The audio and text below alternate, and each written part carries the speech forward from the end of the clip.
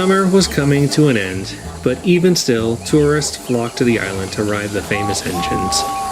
Because of all the business, the stations began to offer more services to keep the guests happy while they waited for a train to arrive. Some opened gift shops to sell souvenirs. Others opened little cafes where passengers could buy tea and cakes. Toy Wreck had the most unique idea. The retired station master had set up a small model train layout in the waiting room. Children and adults alike enjoyed seeing the small trains puffing through the miniature countryside. Even the engines on the branch enjoyed it, as they could sit and marvel at the model engines pulling trains just like them through the station window. Everyone loved the model railway. Well, almost everyone. I don't get what's so special about that silly little layout, Daisy grouched to Toby, who was resting nearby. I mean, it's hardly anything grand or impressive like a stunning, highly sprung diesel rail car like me. Toby just laughed. 'Cause it's fun, Daisy. You know, making model sets like that is not easy. I mean, the only television series that told our stories used models, and all those had to be made by hand.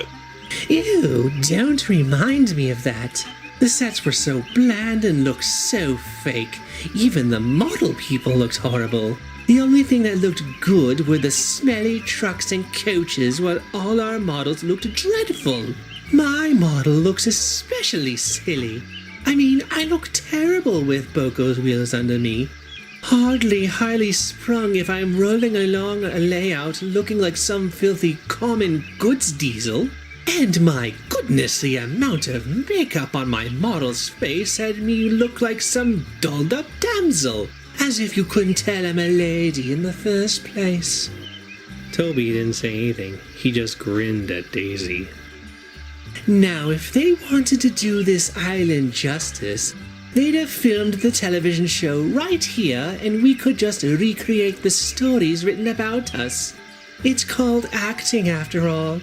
And, not to toot my own horn, I'm one of the best. Oh, is that so, Daisy? Then I suppose if you were to recreate Bullseye's, you'd just be pretending to be scared of Champion? Daisy huffed and flounced away. Later, she was resting on the siding when Thomas came up.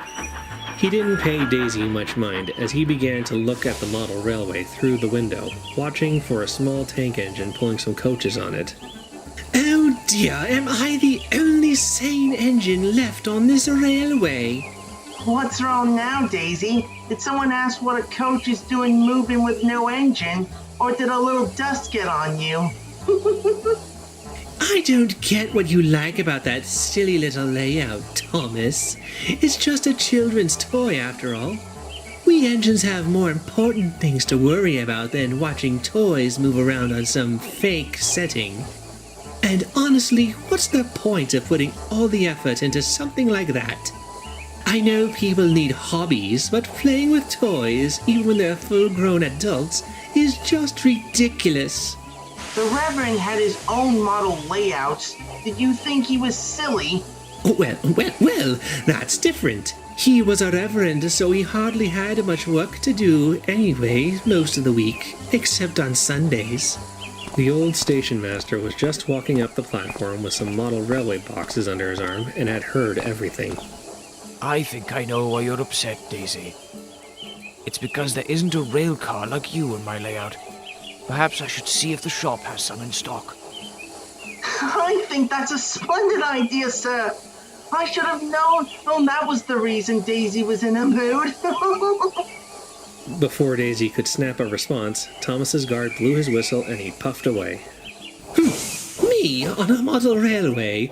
As if I would entertain the idea.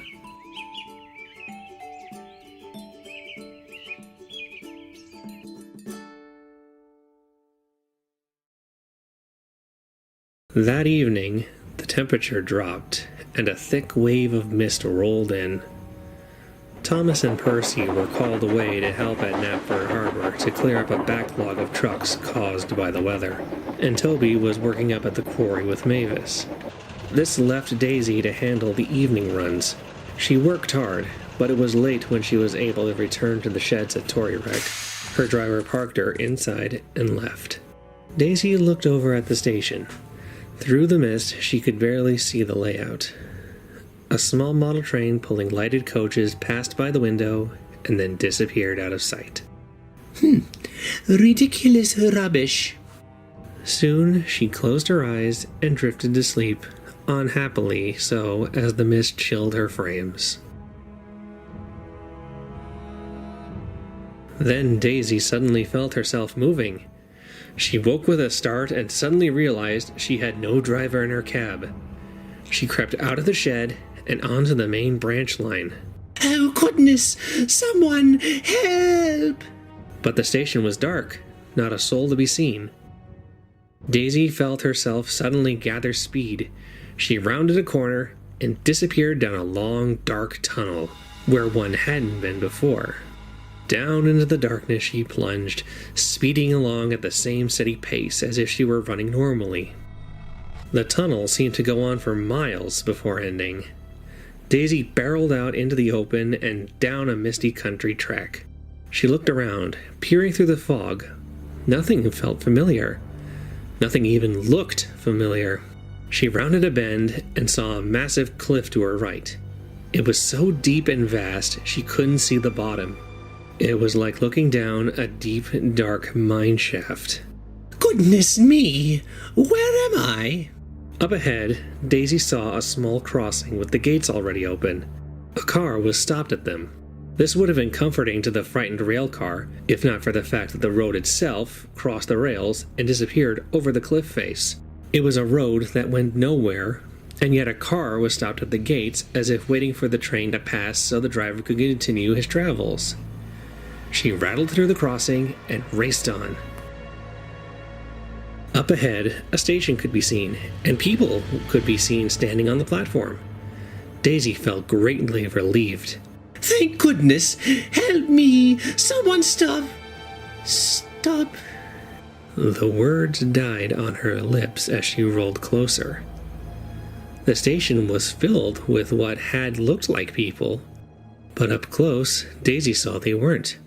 They looked like mannequins, fake people clothing stores put up in their front windows. However, they looked nothing like people.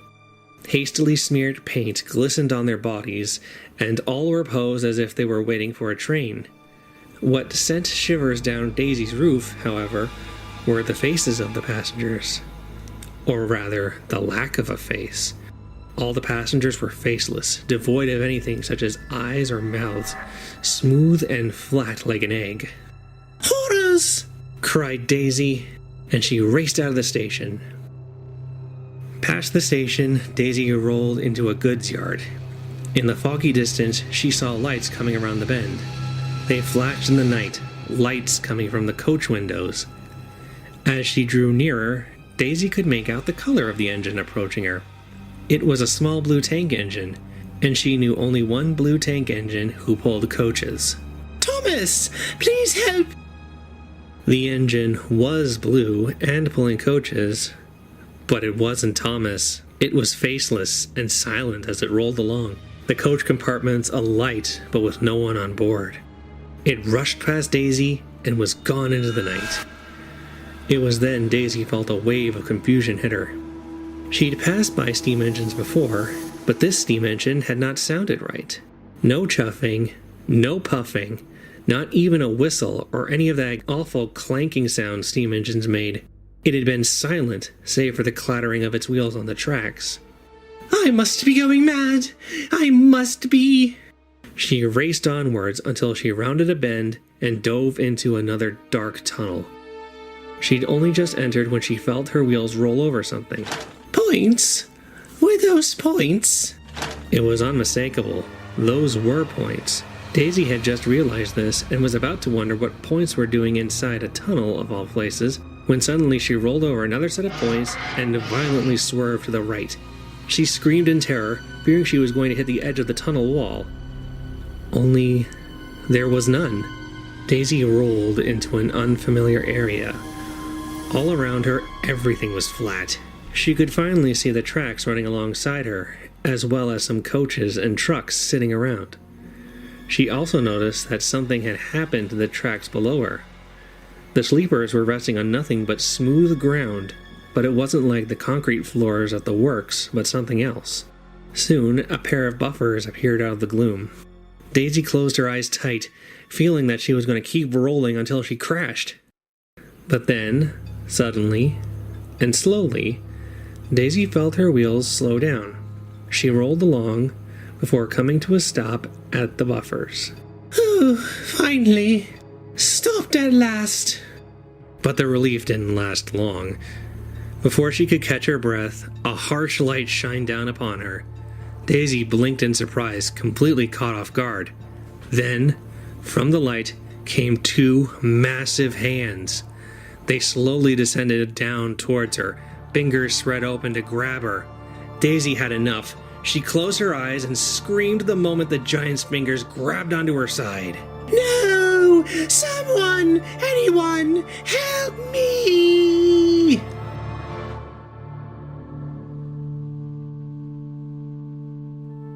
Daisy? Daisy, wake up! Daisy shot awake with a start. She looked around. It was morning. She was back in her shed. Her driver was stood in front of her, and she could feel the cleaners on her side cleaning her windows. She sighed with relief.